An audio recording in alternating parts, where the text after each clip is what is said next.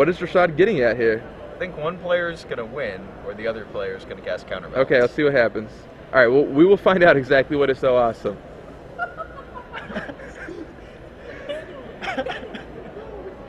Wait, are there cards in the sideboard we're missing?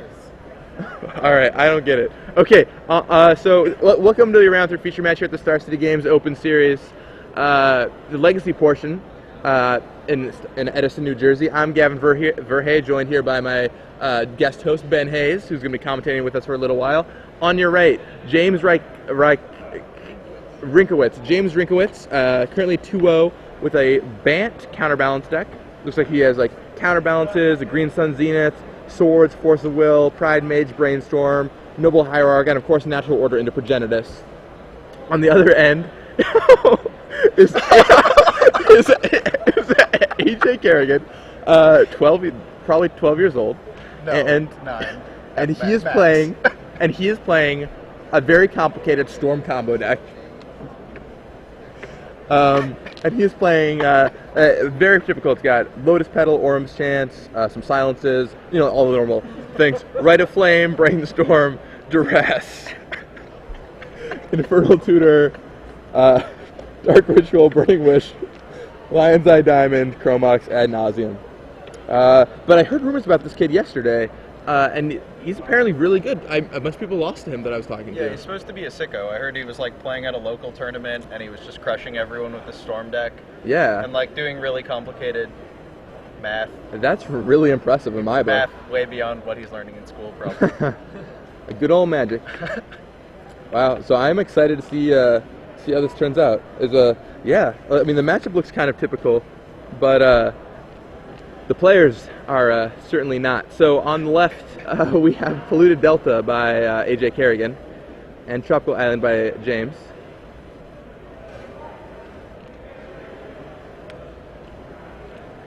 And a Gemstone Mine continues to set up his combo. You saw it, right? You saw it, right? You saw it. Oh, we'll go pen. And so he, let's see, so he cracks his Polluted Delta. Oh my gosh, look how big the deck is in relation to him. this is his deck. I think actually, like, this reminds me of when I started playing Magic. I think it's really cool that he's playing. Like, you can actually learn so much from Magic. Like, there's a lot of really great intuitive skills and like that you can learn from playing the game. And I think it's great that a player like this is playing in this tournament. He just has no fear coming in here. I heard he did well yesterday. I've heard this kid's name before, and I've seen people talking about, I lost to, like some kid or whatever, and this is the kid that keeps racking up all the wins. I wouldn't be surprised if we see him doing pretty well at this tournament. Man, I want this kid to win. Yes. That'd be so cool. So he Get out of here, James. Look at you. So he Fighting a little kid. So he tutors up Volcanic Island. Somebody called Dyfus, this guy. And It's the last thing we need is Billy Marino lookalikes.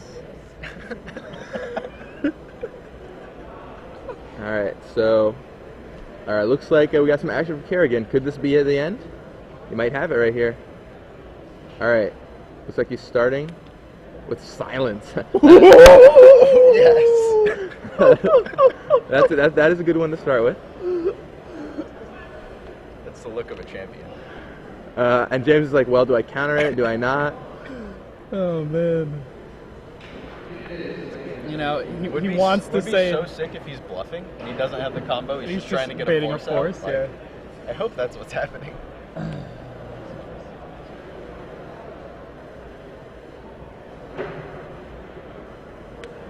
Lotus Petal. Did Silence resolve? Silence resolved. Oh my god. All right, so this might be it right here. Let's see. That'd be it. Dark Ritual.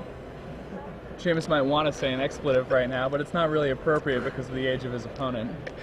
So, all right, so that's 3 spells so far this turn, and black in his mana pool. There's LED. We have Infernal Tutor. Let's see, so that's 4 spells. There's Burning Wish. He's going to crack the LED in response. So that's spell number 5 for the turn, and he currently has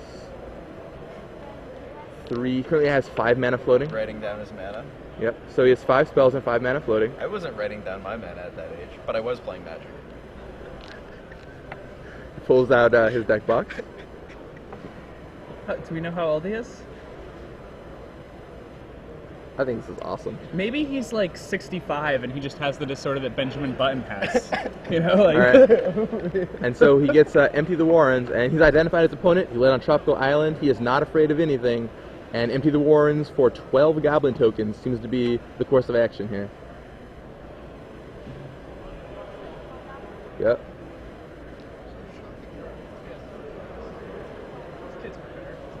So what outs does James have?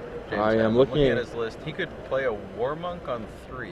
Maybe that'll buy. Yeah, I think Warmonk will maybe buy him some Think time. that races it? Yeah. Other than that, it's, I think he's got him. No way to sweep those tokens.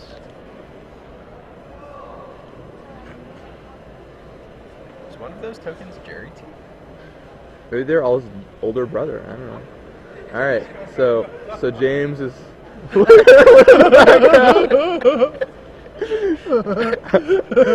This is priceless. All right. So here comes Tarmogoyf, which will take down one of those tokens and only drop James to 9.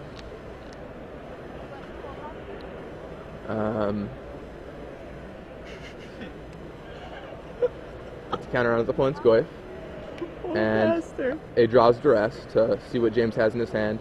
And James might just consider scooping here. Might not want to give away any more information. Unless he has that War Monk to potentially take over the game, he's not going to work out so well.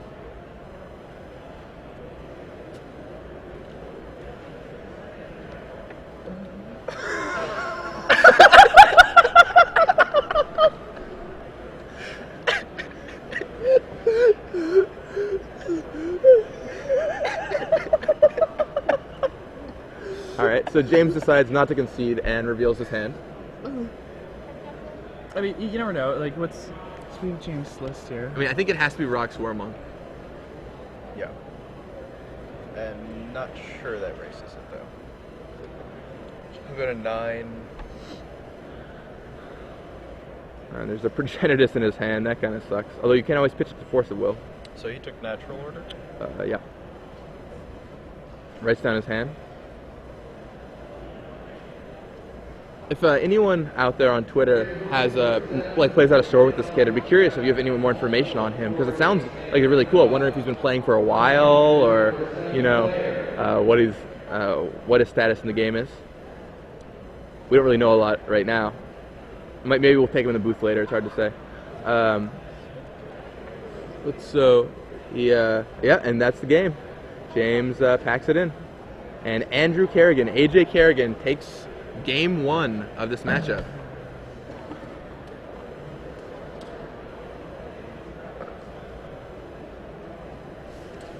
Oh man. And so they go to the sideboards. Who do you think is favored here after sideboarding? Let's see what we got. So for AJ, I think we just have a lot of wish targets and maybe some Pyroblasts we'll see coming out. And his opponent has Spell Pierce, but that looks like it's his only card that he can bring in, and he only has 2 copies. He has no anti-combo cards? No. Wow. Yeah, I mean, without any extra anti-combo cards, that could be rough. What do you think, Ben? I know you've played Storm before, right? Yeah. So how do you feel about this matchup in general? Well, it's really rough for AJ if James ever sticks a counterbalance. Yes. Does AJ have anything in his sideboard? He just has Spell Pierce. Or yeah, he's got Pyroblast. AJ has Pyroblast. His opponent's likely to bring in Spell Pierces. Pyroblast. Croson Grip. He may bring in Echoing Truth. Eric Smith, If he head judge, sitting there. if he tries to bounce counterbalance at end of turn with Echoing Truth and forces James to put a 2 on top, he can probably combo off from there if there's a 2 on top, as long as he ad nauseams instead of Burning Wishes. Right. So he may be boarding in Pyroblast and Echoing Truth. I mean, he also has Croson Grip and a Wipe Away in his sideboard, which he could potentially bring in, and those are both pretty good answers to a counterbalance. Oh, okay, I didn't see those. Yeah, those, I didn't catch them either. I thought they were just one-ofs, but... I kind of like his chances with Grip and Wipe Away and Pyroblast. Yeah. This doesn't seem as bad as I would normally expect Storm versus Counterbalance to be. He's got a decent sideboard for him. Wow.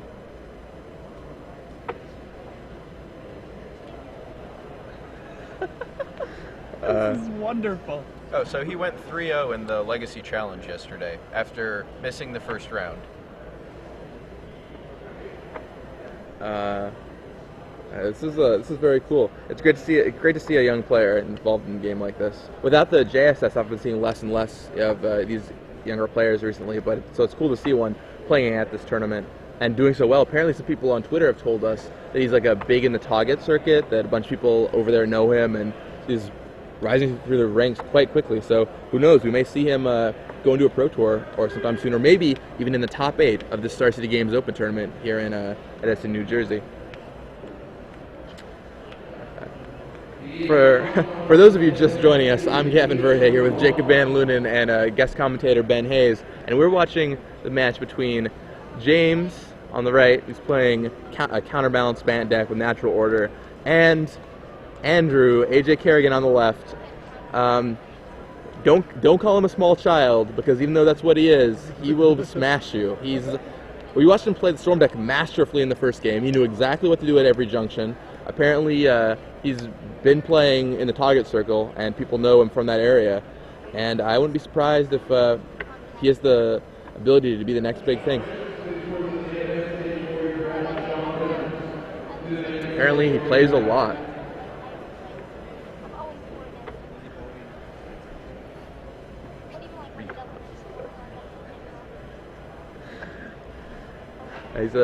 He apparently talks a lot of smack too when he plays. It's what's being said on Twitter right now. It's I don't know. I think it's pretty cool. So yeah, Ben, you fell to a quick couple losses here, but it's great to have you in the booth. I haven't really seen a lot of you this weekend. How did yesterday go for you? Yesterday went all right. I started off pretty well and lost some rounds near the end. Ended up 7-3. 7-3. Jerry, AJ, and I, and Drew were all playing Sparkblade. Okay, Angry Birds. you all played the same list? Yeah. Okay. With Linvala, which was really good. Yeah, I think the deck's still very good. Ben Lundquist was playing a Callblade version with Black yesterday, yeah. and that's actually something we've been testing. Although I wasn't quite comfortable enough with the list to play it this week, I may be playing it at the next Open. Yeah, it has a lot of potential. Yeah, we talked to Jerry, and he said, I think this is the next evolution of the Cobblade deck. He was, like, Creeping Tarpit especially was a card he was a big fan of. Yeah, that was the biggest, we felt that was the biggest advantage from adding Black, was Creeping Tarpit. And Inquisition is great. He's eating candy.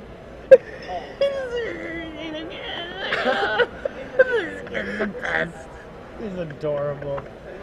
Candy, wash it down with some iced tea. Yeah, you think he's adorable until he smashes you. He appeared to be talking between games. I wonder if he was rubbing it in a little.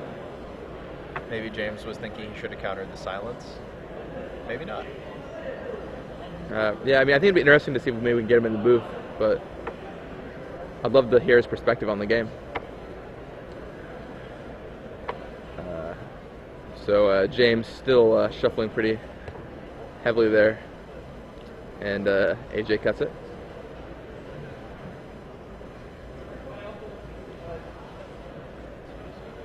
And let's see if those cards are any better for James there.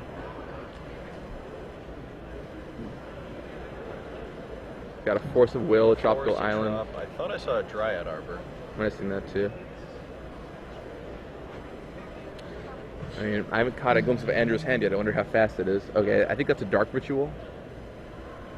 AJ is playing with the same sleeves that Godanis is a big fan of. The bacon sleeves. Pro on so many levels. Yeah, those are Legion's games, correct? Put those out. Yeah, those guys doing good work. All right, so James leads on Noble Hierarch, and down comes GTA on turn 2. That's a decent start, but GTA obviously isn't that awesome unless he goes for the Empty the Warrens plan. Yeah, I'm interested about GTA here. Why that's still in the deck. Well, it's what you know. The way that AJ played the first game, could James think he's on Belcher? Did he cast anything? Cast He Silence, has silence. Never He mind. played multiple lands too. Yeah, and he played the sounds. Yeah, no, you're right.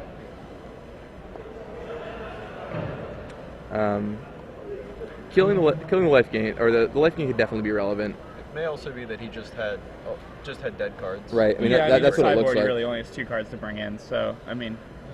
Yeah, and I mean, it just presents a larger clock. You know, you just bash for an extra 4 every turn. James gives Andrew the okay on a ponder. And AJ ponders carefully. Ponders his options. And he chooses the shuffle.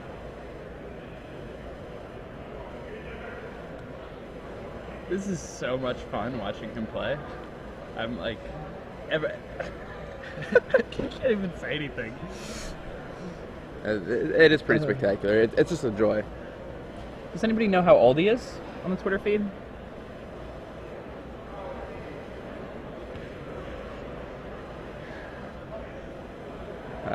Some Pandora Lion, Thomas Lion on Twitter, casually drinking his iced tea and swinging for 12 like a prodigy. There you go. All right, so Such mastery. it's Is great. that an LED? It looks like one. It's hard to say for sure. The glare on those sleeves is kind of weird. Also, he's holding them kind of close to the chest, so it's hard to get a glimmer of what he has. But I think I did see an LED. I thought I saw a dark red too, but I wasn't totally sure. His right hand there. He's counting up storm count. Doing math. All right. That's not an easy deck to play. Yeah, no, I play Pauper online sometimes, and when I first got into it, I was talking to some people, like friends who are on the Pro Tour, and I was like, well, what's the best deck in Pauper? And at the time it was Storm, and they were like, Storm, but you know, nobody can play Storm. And that's like not an uncommon consensus for Storm, so Yeah. it's really impressive that not only is he playing, but he's also playing one of the more complicated decks. Yeah. And in 3-0 yesterday and 2-0 today, you have to assume he, you know, is playing it well. Maybe an easy deck to play sloppily and get some wins, but you get a lot more mileage if you play it well. Oh, it's really hard to play well. I played it at the Star City Games Open Series in Seattle last year, and there are so many things you have to know with this deck to play it correctly. I mean, he doesn't have Doomsday, which I guess makes it a little easier, but still, there are all kinds of small interactions you have to know with this archetype. Yeah, I can vouch firsthand that Doomsday is not an easy deck to play. Jeez. Doomsday may be the hardest deck to play of all time. Like memorizing all those piles and... Today was the first time I'd played with the card, and you know, I've been playing Magic for a million years, and it was by far the hardest deck I've ever played. Wow. Yep. Like, much more difficult than Dredge, much more difficult than Storm. It's interesting that we're watching this match with Ben Hayes, because Ben Hayes, this was you at Neutral Ground. That was me at Neutral Ground. probably exactly that age, you know. Yeah. Although I was not playing Storm. I was playing mono green and mono red decks against Tolarian Academy. So you were on basically the opposite side of the spectrum here. Yeah. This kid was beating me and James is playing green creatures. I was James. Sounds about right.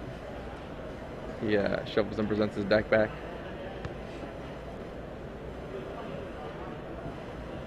James takes a chance to cut. Oh, did we mention he's 13? So we just got word that AJ is 13 currently. He apparently is... He'll be a junior in college when he's 17. Yeah, so apparently he's already like a junior in high school, so he's very advanced intellectually. That's really cool.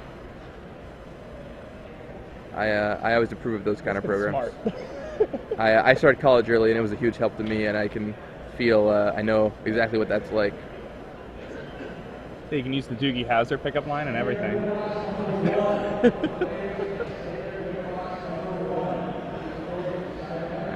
AJ carefully deciding which cards he wants to put back here.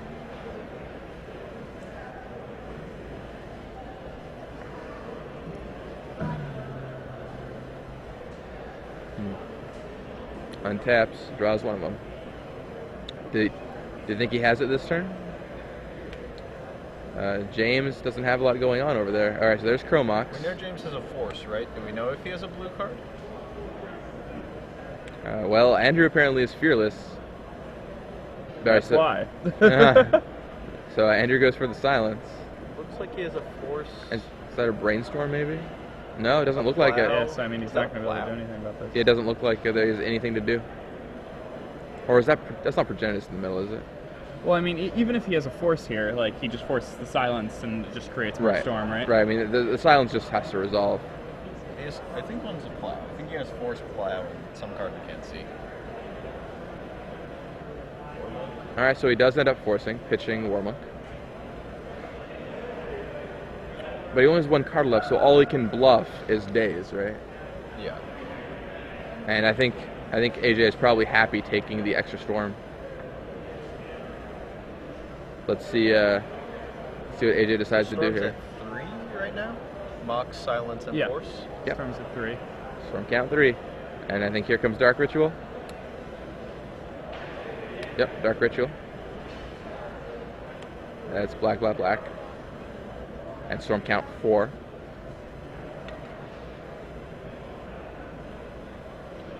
And Dark Ritual again. Storm count 5. 5 black and mana pool. Yep. He has 3 or 4 cards left. 3 cards left. Storm counts at 6 now. Storm count 6. With 5 black still in his mana pool. Storm count at 7. Yep, 7 with 5 black. His opponent's at 18, which... yes. His opponent can go up to 22, right? There are 2 counters on the GT. So if he's tendrilsing, it has to be for 11. Correct. This kid is very good at this deck. 5. He goes down to 3 So black. is he responding to his own Infernal Tutor?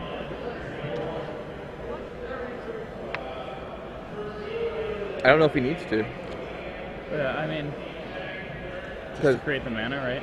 Well, but if he's just going to get Tendrils of Agony, or maybe, or is, think he's going to get Ill-Gotten Gains? Does he have it? Yeah, he does have Ill-Gotten Gains.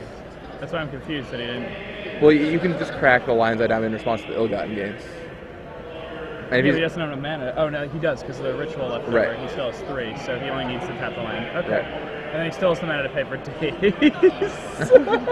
She's playing around. The right? problem with ill-gotten gains is that James will get a force back, right? Oh, but wait, does he have a blue card anywhere? No, he uses his blue hand. card to His warm blue up. card's RFG'd. Yeah. So, unless the last card in his hand is a blue card, It's a Swords, isn't it? I think we confirm that it's a sword. Although, why would Swords be in his deck? I guess to instant speed gain some life? I'm not sure. I was confused about that, but... Alright, so he cracks the Lotus Petal. Pays 1. Oh, he goes for Ad Nauseam. Right. Is he Seems like a cracking- reasonable play. Now is he cracking LED? I mean, now you have to crack LED, right? Okay, so he chooses to not crack LED. Oh no. Isn't he out of mana? Okay, wait, hold on. What's going on? Wait, what? I mean, Is he maybe keeping the LED in case he hits Infernal Tutor and mana? Well, he has no mana floating, right? maybe. Has he played a land yet? No, he has not played a He land. hasn't played a land. So he could play a land So ritual. Is he keeping LED so that he can empty his hand after he casts the Infernal Tutor? Wow, that could be really next level. Yeah, that might be the right play. It's the only thing I can think of. Because and I mean, if he's gotten this far, I don't think he would have just forgotten to sack the LED Right. in response I to the agree. tutor and the ad nauseam. I think agree. he has a plan. Yeah, I agree. I also think he has a plan. I feel like he realized that his storm count wasn't going to be high enough, so he has to go for tendrils a different way, and this is the best way to do it. Build up more storm, crack LED with Infernal Tutor on the stack, Yeah, and and if he cast goes tendrils. for ill-gotten gains and the last card in James' hand is a blue card, then he's just Right. then he just loses on the spot. Right. So this may be just safer. Yeah, and this way, I mean, he still has plenty of mana. He can play a land, he can play Lotus Petal, Now he has tons of mana, Lotus Petal. and he's got tons of storm. He has a Brainstorm, but did we see any other way? Did he get a Burning Wish? I think we saw a Burning Wish. Pile? And yeah, and now look at this. It's just like the classic "Are you dead?" face. He's just laying everything out. I think James is just packing it in. And there's a hand clapping over there. I feel like I feel like the finals just finished and it's only round 3. Hey, will you take a picture with me? You should. All right. I really want to know if he was Yeah. holding the LED stack. I want to get him in the booth. We're getting him. Yeah, we should get him over here.